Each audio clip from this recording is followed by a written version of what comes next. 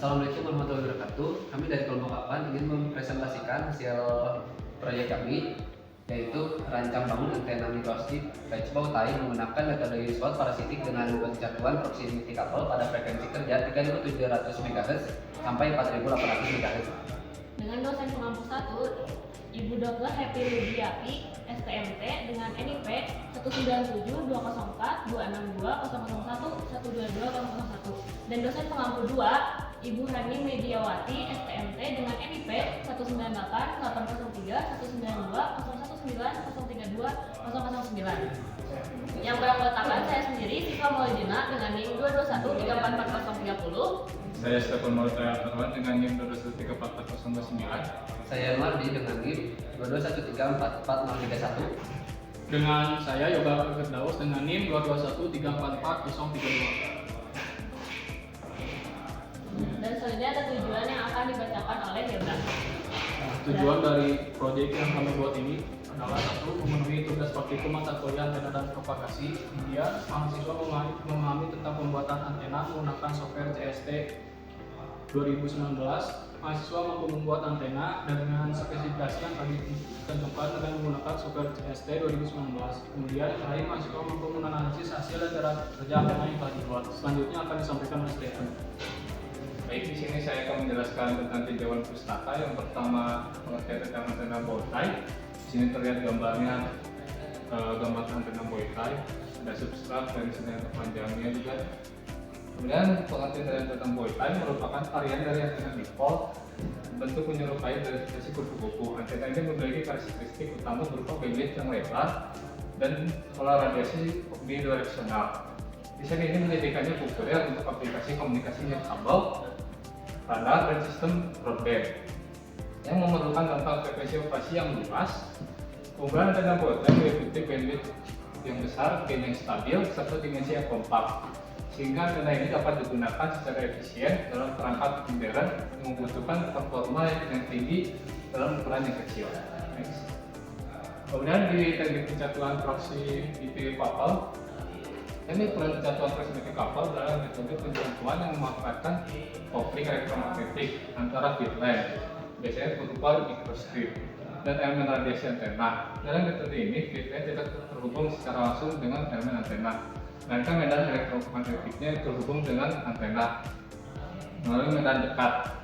Dengan pendekatan ini, rugi-rugi pencatuan dapat dikurangi secara signifikan, meningkatkan efisiensi pencatuan, energi, dan meminimalkan gangguan elektromagnetik. Selain itu, pencatuan proximity couple memungkinkan antena bekerja dengan bandwidth yang lebar, sehingga sering diterapkan pada antena yang beroperasi dalam frekuensi yang tinggi. Next. Selanjutnya ada metode USWOT. Terlihat di bentuk antenanya ada ruku.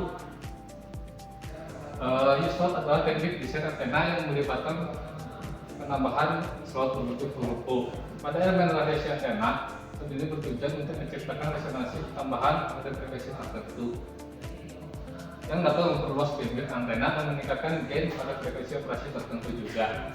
Dengan metode ini, antena dapat bekerja pada frekuensi ganda atau multi resonansi tanpa perlu memperbesar ukuran antena. Menjadikannya lebih efisiensi untuk aplikasi yang membutuhkan kinerja optimal pada berbagai rentang frekuensi.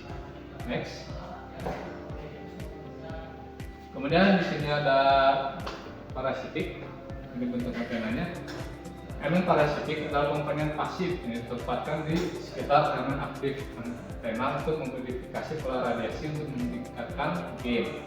Elemen ini bekerja melalui prinsip resonansi, di mana medan elektromagnetik tambahan yang dihasilkan mempengaruhi performa antena secara keseluruhan.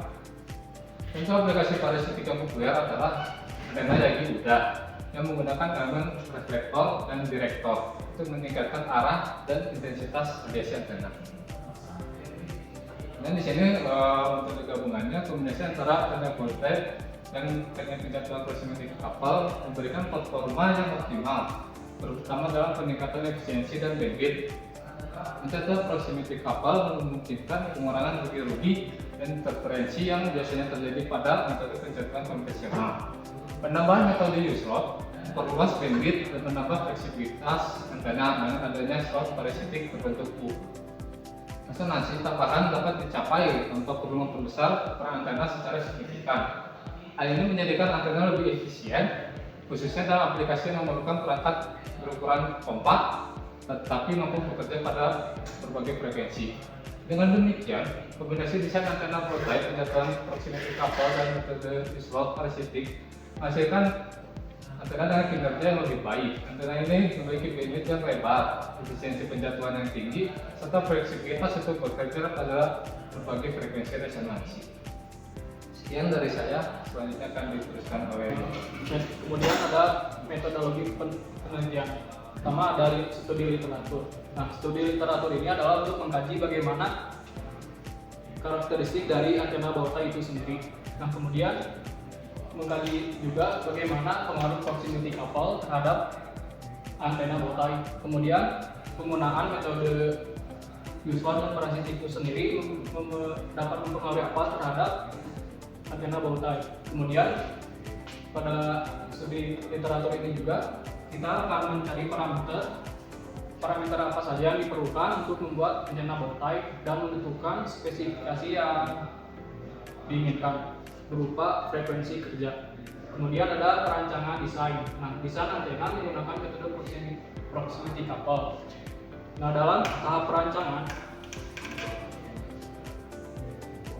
kelompok kami melakukannya secara bertahap, mulai dari antena bawtai menggunakan proximity couple tanpa parasitik dan dislot. Kemudian antena bawtai dengan dislot tanpa parasitik. Kemudian antena bawtai dengan dislot tanpa parasitik. Kemudian dengan antena bawtai dengan menggunakan seluruh metode yaitu dislot dan parasitik. Kemudian simulasi dan optimasi. Nah, simulasi antena mikrosip dengan menggunakan CFD Spirit Studio dengan metode proximity couple, dislot dan parasitik, serta menganalisis S11 gaya dan pola radiasi serta evaluasi dan optimasi. Kemudian ada publikasi. Nah, publikasi ini adalah proses pencetakan antena menggunakan PCB. Nah, kelompok kami di sini menggunakan bahan PCB FR4. Kemudian yang terakhir pengujian dan realisasi. Antena diuji dengan VNA untuk mengukur S11 impedansi, gain dan pola radiasi di lapangan terbuka. Hasilnya dibandingkan dengan simulasi untuk validasi desain dan evaluasi perbedaan akibat faktor eksternal. Next. Nah, perancangan desain. Nah, dilakukan perencanaan dimensi antena mikrosip bawtai dengan melakukan perhitungan untuk menentukan dimensi elemen, radiasi bawtai, dan lebar feed. Berikut beberapa parameter yang digunakan setelah melalui proses optimasi. Di sini ada H sebagai ketebalan dari substrat, T itu adalah ketebalan dari tembaga pada substrat. Kemudian ada LF yaitu panjang feed. Kemudian ada LP sebagai panjang feednya.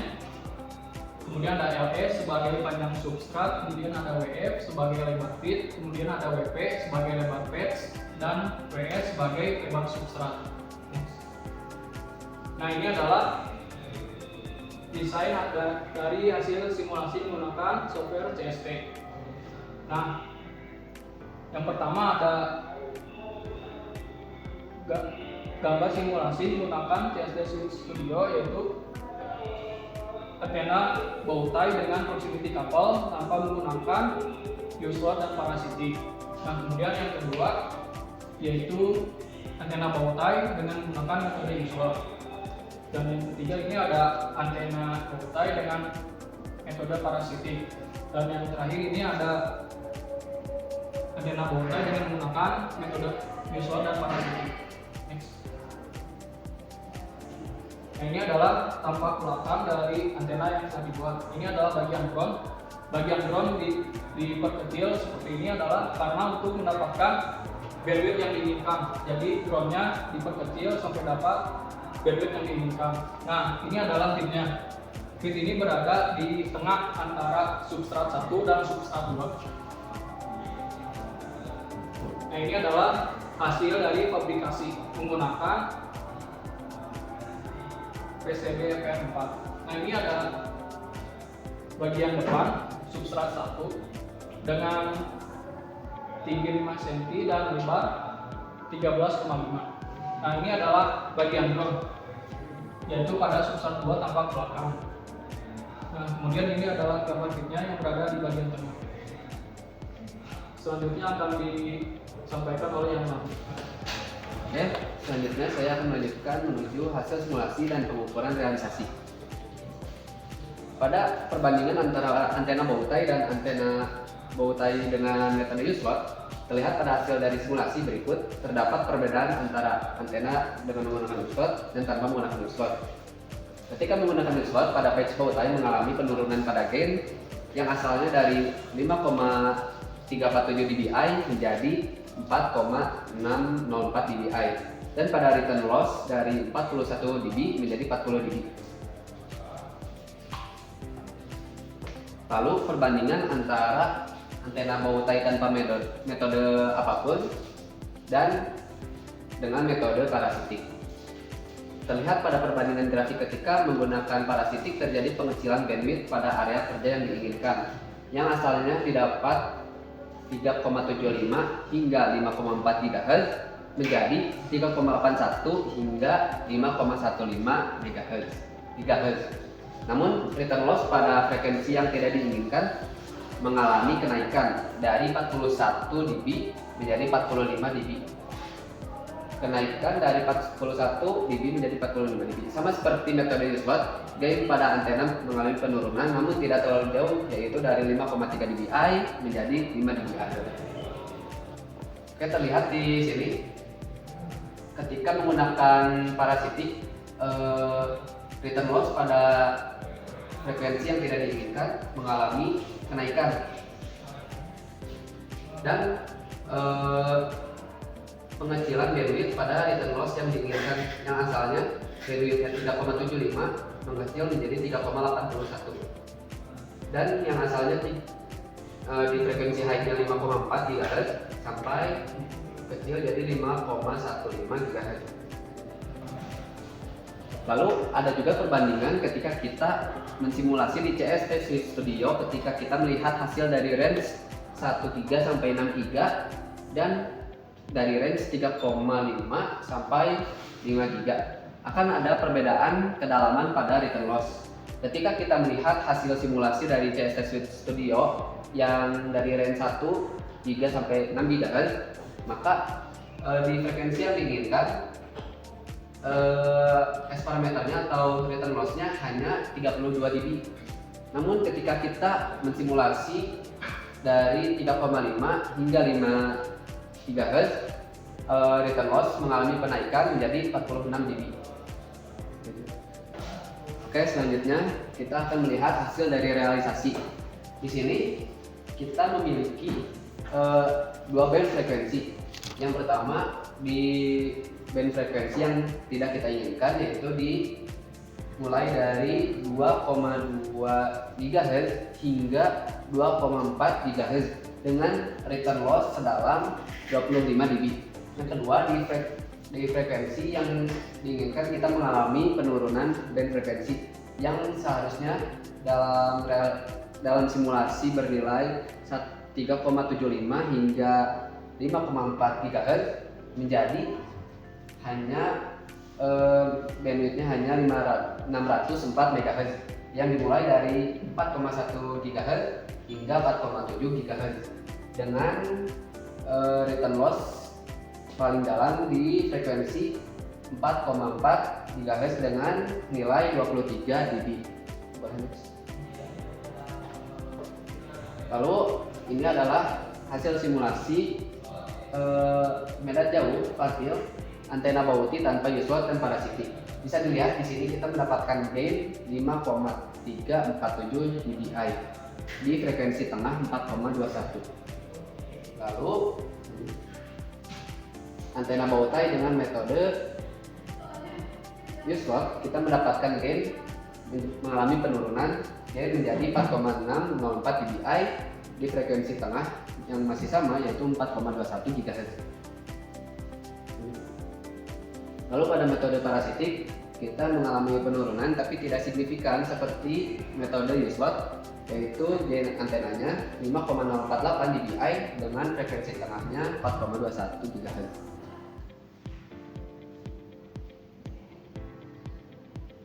Dan ada juga metode gabungan, metode akhir yang kita rancang yaitu metode bow tie dengan metode U-slot parasitik. Kita dapat gain di 4,8 dBi dengan frekuensi tengah di 4,21 GHz. Maka selanjutnya kita mendapatkan kita mencari nilai gain yang kita lihat pada spektrum analyzer. Kita pertama melihat hasil intensitas terbesar antena undertest, lalu dikurang intensitas terbesar antena referensi, lalu ditambah gain antena referensi. Kita dapat intensitas antena undertest kita sebesar minus 46,05 dBm dan antena referensi sebesar minus 37,33 dBm. Lalu hasil itu akan dijumlahkan dengan 12, yaitu gain dari antena referensi. Maka minus 46,05 dBm dikurang minus 37,33 dBm ditambah 12, hasilnya yaitu 3,3 dBi, yang berarti antena yang telah kita rancang realisasinya hanya mendapatkan 3,3 dBi. Maka selanjutnya akan dilanjutkan oleh si Maulidina. Nah, jadi ini adalah tabel dari hasil akhir semua yang telah kita lakukan, itu mulai dari simulasi sampai dengan realisasi. Yang pertama itu ada frekuensi, yang dimana kita frekuensi itu di spesifikasi 3,7 GHz sampai 4,8 GHz.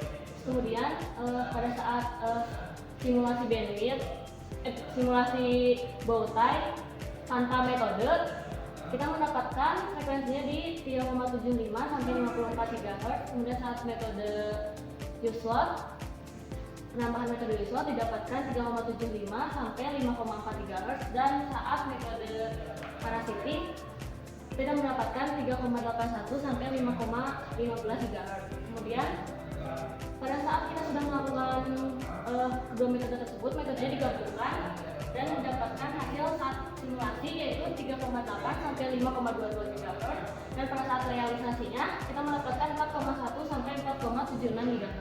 Kemudian ada bandwidth dari rentang frekuensi yang sudah kita dapatkan di spesifikasi itu seharusnya 1,1 GHz, dan mendapatkan pada saat sebelum menggunakan metode yaitu 1,64 GHz, saat menggunakan metode U-slot 1,64 GHz, yaitu tetap sama, dan pada saat metode parasitik mengalami penurunan menjadi 1,34 GHz. Dan pada saat metode gabungan pada simulasi didapatkan 1,4 GHz, dan pada realisasi mengalami penurunan hampir 50%, yaitu menjadi 0,66 GHz. Selanjutnya ada return loss yang kita dapatkan itu spesifikasinya seharusnya di 10 dB, dan pada saat bow tie sebelum menggunakan metode yaitu didapatkan 41 dB. Pada saat menggunakan metode U-slot turun menjadi 40 dB. Kemudian saat menggunakan metode parasitik dia mengalami kenaikan menjadi 45 dB. Dan saat metode gabungan pada simulasi didapatkan 32 dB. Kemudian di realisasi mengalami penurunan walaupun tidak sampai setengahnya, yaitu 23 dB. Selanjutnya ada gain yang di spesifikasi itu seharusnya 3 dBi. Kemudian pada saat bow tie tidak menggunakan metode, kita mendapatkan 5,3 dBi. Pada saat kita melakukan penambahan metode U-slot didapatkan 4,6 dBi, dan pada saat metode parasitik mengalami penurunan juga menjadi 5 dBi. Kemudian saat metode gabungan di simulasi itu didapatkan gain yang sama besar yaitu 5,3 dBi, tapi pada saat realisasinya mengalami penurunan menjadi 3,3 dBi. Boleh next? Nah, jadi dari hasil semua yang telah kita dapatkan, desain antena microwave bow tie ini mengalami kombinasi metode proximity couple, U-slot, dan juga parasitik yang menunjukkan peningkatan yang signifikan, yang dimana pada performa antena dalam simulasi tersebut, dan metode untuk U-slot ini memberikan keuntungan berupa resonansi tambahan yang memperluas bandwidth tanpa menambahkan ukuran fisik antena. Kemudian sementara untuk pada saat dimasukkan metode parasitik itu berhasil mendapatkan peningkatan pola radiasi dan stabilitas performa antena. Yang dimana dalam simulasi menunjukkan bahwa kombinasi kedua metode ini, yaitu metode Yusuf parasitik, menghasilkan bandwidth operasi yang luas, yaitu dari 3,8 sampai 5,22 GHz. Kemudian dengan rate loss yang didapatkan hingga 32 dB dan gainnya sebesar 5,3 dBi, yang dimana itu sesuai untuk aplikasi frekuensi tinggi. Kemudian pendekatan proximity couple juga berhasil mengurangi rugi-rugi pencatuan sehingga meningkatkan efisiensi secara keseluruhan. Nah, tetapi performa di dalam realisasi antena yang telah kita buat ini mengalami penurunan dibandingkan dengan hasil pada simulasi yang telah kita dapatkan. Hal ini itu disebabkan kenapa sih? Karena beberapa faktor. Yang pertama ada faktor dari eksternal seperti presisi fabrikasi, kemudian juga dari kualitas bahan yang kita gunakan yaitu substrat FR4, dan juga keterbatasan dari konektor. Bisa juga dilihat dari karena kita pada saat melakukan pembuatan antenanya, yaitu etching dan juga lainnya. Kemudian hal ini menunjukkan bahwa tantangan utama dalam implementasi desain ini adalah meminimalkan kerugian akibat proses fabrikasi dan juga material yang digunakan, yang dimana optimalisasi dalam teknik manufaktur ini dan menggunakan material yang berkualitas lebih tinggi perlu dilakukan agar performa realisasinya dapat mendekati pada hasil simulasi. Ini kesimpulan dari hasil yang telah kita dapatkan keseluruhannya, yaitu bahwa desain antena microstrip bowtie dengan kombinasi metode proximity couple menggunakan metode Yusuf parasitik ini telah membuktikan efektif dalam peningkatan performa antena yang menghasilkan bandwidth yang luas dan efisiensi yang tinggi dalam simulasi. Namun perbedaan signifikan antara hasil simulasi dan realisasi menunjukkan pentingnya optimalisasi proses fabrikasi seperti peningkatan presisi, pemilihan material berkualitas tinggi, dan juga penggunaan konektor yang lebih baik. Kemudian dengan perbaikan pada aspek-aspek manufaktur tersebut, desain ini memiliki potensi besar untuk diterapkan pada aplikasi frekuensi tinggi dengan kebutuhan bandwidth yang luas dan dimensi yang kompak. Mungkin sekian saja yang dapat kami sampaikan. Mohon maaf bila masih banyak kekurangan. Wabillahi taufiq wal hidayah. Assalamualaikum Warahmatullahi wabarakatuh.